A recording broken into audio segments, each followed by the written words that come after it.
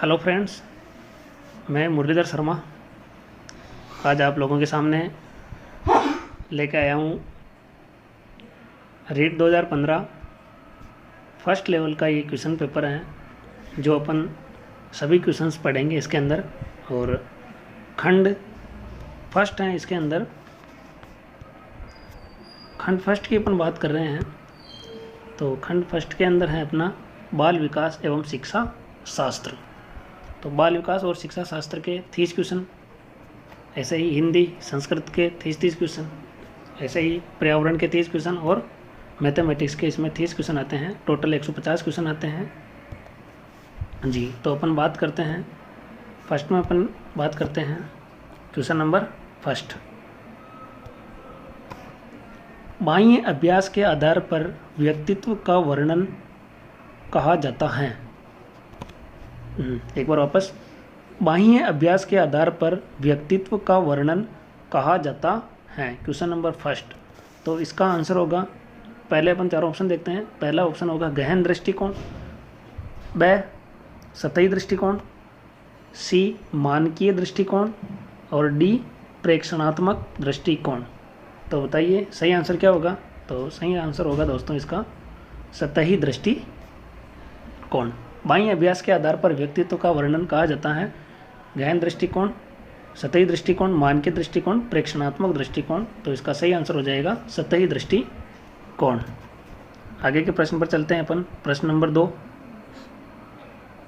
जी। प्रश्न नंबर 2, व्यक्तिगत भेद पाए जाते हैं। व्यक्तिगत भेद पाए जाते हैं बुद्धि स्तर में, अभिवृत्ति में, गतिवाही योग्यता में या उपरोक्त सभी में। तो मित्रों, व्यक्तिगत भेद बुद्धि स्तर में पाए जाते हैं, अभिवृत्ति में भी पाए जाते हैं और गतिवाही योग्यता में भी पाए जाते हैं। तो इसका करेक्ट आंसर हो जाएगा डी उपरोक्त सभी। अगले प्रश्न की बात करते हैं। प्रश्न नंबर 3, चिंतन प्रारंभ होने के लिए क्या आवश्यक है। चिंतन प्रारंभ होने के लिए क्या आवश्यक है। तो चिंतन प्रारंभ होने के लिए दोस्तों 4 ऑप्शन दिए हुए हैं, पूर्वानुभव, भाषा, तर्क, समस्या। तो आप सबको पता होगा चिंतन प्रारंभ होने से पहले किसका होना अनिवार्य है, समस्या का। तो इसका आंसर क्या हो जाएगा दोस्तों, समस्या। इसके बाद बात करते हैं अपन दोस्तों क्वेश्चन नंबर 4, बुद्धि लब्धि का समप्रत्यय विकसित किया।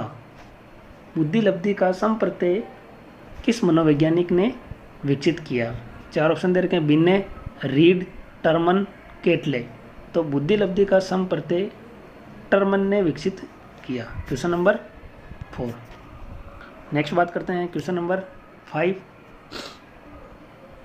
तो क्वेश्चन नंबर 5 के अंदर प्रगतिशील परिवारों में बच्चों में अपेक्षाकृत कौन सा प्रेरक अधिक प्रबल होता है। प्रगतिशील परिवारों में option A Sambandhan, option B जिज्ञासा, ऑप्शन सी उपलब्धि और ऑप्शन डी आक्रामकता। तो प्रगतिशील परिवारों की बात करें दोस्तों, तो प्रगतिशील परिवारों के अंदर उपलब्धि प्रेरक अधिक प्रबल होता है। अगले बात करते हैं अपन क्वेश्चन नंबर 6, निम्न में से कौन सा पिछड़ेपन का कारण नहीं है।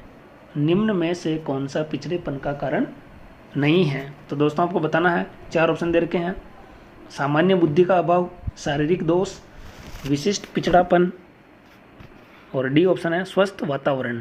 तो निम्न में से कौन सा पिछड़ेपन का कारण नहीं होगा दोस्तों, सिंपल क्वेश्चन था, स्वस्थ वातावरण। तो स्वस्थ वातावरण का जो बच्चा होगा उसके अंदर पिछड़ेपन का कारण नहीं पाया जाता, बाकी तीनों पिछड़ेपन के बालक में होते हैं। अगले क्वेश्चन की बात करते हैं, क्वेश्चन नंबर 7, व्यक्तित्व का पहला प्रकारात्मक वर्गीकरण प्रस्तुत किया। दोस्तों प्रकारात्मक, व्यक्तित्व का पहला प्रकारात्मक वर्गीकरण किसने प्रस्तुत किया। तो क्वेश्चन नंबर 7, 4 ऑप्शन, मन ने, सेल्डन ने, हिप्पोक्रेटस ने, केटले ने। तो दोस्तों व्यक्तित्व का पहला प्रकारात्मक वर्गीकरण प्रस्तुत किया हिप्पोक्रेटस ने। इसका सही आंसर हो जाएगा हिप्पोक्रेटस। क्वेश्चन नंबर 8 की बात करते हैं। सामान्य तथा विशिष्ट कारक सिद्धांत का प्रतिपादन किया था। सामान्य तथा विशिष्ट कारक, सामान्य और विशिष्ट कारक सिद्धांत का प्रतिपादन किया था, यानी ये द्वितत्व हो गए, दो तत्व, दो कारक हो गया, तो द्विकारक का सिद्धांत भी इसको अपन कह सकते हैं। तो इसका आंसर हो जाएगा स्पीयरमैन। तो इसका आंसर क्या हो जाएगा दोस्तों? स्पीयरमैन। अगले क्वेश्चन की बात करते हैं। तनाव को कम करने के अप्रत्यक्ष ढंग कहलाते हैं, यानी अपने को कोई चिंता या टेंशन हो गई तो उस तनाव को कम करना अपन को, तो उसका अप्रत्यक्ष ढंग क्या कहलाता है? 4 ऑप्शन दे रखे हैं। समस्या समाधान विधि, रक्षात्मक यांत्रिकता, व्यक्तिगत विधि और इनमें से कोई नहीं। तो दोस्तों सिंपल क्वेश्चन था, रक्षात्मक यांत्रिकता। नेक्स्ट क्वेश्चन की बात करते हैं दोस्तों। Question number 10। मस्तिष्क की संरचना तथा कृत्यों में विभेद का परिणाम होता है, यानी कि इसको अपन क्या बोलते हैं? मस्तिष्क की संरचना तथा कृत्यों में विभेद का परिणाम होता है तनाव, पिछड़ापन, डिसलेक्सिया, इनमें से कोई नहीं। तो इसका आंसर हो जाएगा डिसलेक्सिया। नेक्स्ट क्वेश्चन की बात करते हैं दोस्तों। Question number 11। जिन बालकों की बुद्धि लब्धि होती हैं साधारणतः उन्हें मानसिक न्यूनता ग्रसित की श्रेणी में रखते हैं, यानी कि दोस्तों क्वेश्चन नंबर 11 ये पूछ रहा है मानसिक न्यूनता ग्रसित की श्रेणी में कितनी बुद्धि लब्धि वाले बालक आते हैं? तो इसका आंसर हो जाएगा 70 से कम। अगले बात करते हैं अपन क्वेश्चन नंबर 12 की। बच्चों में अमूर्तमान प्रतियों को ग्रहण करने की योग्यता होती है। बच्चों में अमूर्तमान प्रतियों को ग्रहण करने की योग्यता होती है पिछड़े हुए, प्रतिभाशाली, मानसिक रूप से पिछड़े या इनमें से कोई नहीं। तो ये हो जाएगा अमूर्तमान बालकों मूल्यों को ग्रहण करने की जो योग्यता होती है वो प्रतिभाशाली बालक में होती है। Question number 12। आगे बात करते हैं अपन क्वेश्चन नंबर 13। निम्न में से कौन सा मूल्यांकन का प्रकार नहीं है? तो बताइए दोस्तों, मूल्यांकन का प्रकार कौन सा नहीं है? मानक, निर्माणात्मक, योग्यता, CCE। तो इसके अंदर ऑप्शन हो जाएगा दोस्तों ए, मानक, यानी कि ये मूल्यांकन के अंतर्गत नहीं आता है। प्रश्न नंबर 14 की बात करते हैं अपन। निम्न में से कौन सी सामाजिक रूप से वंचित की समस्या नहीं है? यानी सामाजिक रूप से वंचित की समस्या नहीं है। सीखने के लिए प्रेरणा का अभाव, सृजनशीलता को पोषित होने के अवसर नहीं मिलना। सी ऑप्शन है रहने के लिए स्वस्थ परिवेश। डी विद्यालय में पक्षतापूर्ण वातावरण का सामना करना। तो इसका बिल्कुल सिंपल आंसर है रहने के लिए स्वस्थ परिवेश। शिक्षण प्रक्रिया में विद्यार्थी हैं आश्रित चर, स्वतंत्र चर, मध्यस्थ चर, इनमें से कोई नहीं। तो शिक्षण प्रक्रिया के अंदर जो विद्यार्थी होता है वो दोस्तों आश्रित चर होता है।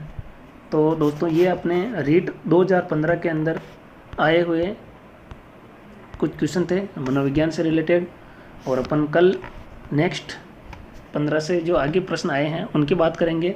और अभी तक भी जिसने भी अपने चैनल को लाइक या सब्सक्राइब नहीं किया तो दोस्तों लाइक और सब्सक्राइब कर लो, और आगे से आगे नई जो यूट्यूब पर अपने वीडियो आते रहेंगे, अपलोड होते रहेंगे, आपके पास पहुंच जाएंगे। और दोस्तों ज़्यादा से ज़्यादा शेयर करें, ताकि अभी लॉकडाउन चल रहा है, लॉकडाउन के अंदर आप बिल्कुल एकदम फ्री क्लासेस का आनंद उठा सकते हो। तो ये अपना रीट 2020 के रिलेटेड पिछले सालों की जो परीक्षा में प्रश्न आए हुए थे इनका अपन अच्छे से सीरीज़ लेके आऊँगा मैं आगे 15 से आगे के क्वेश्चन में।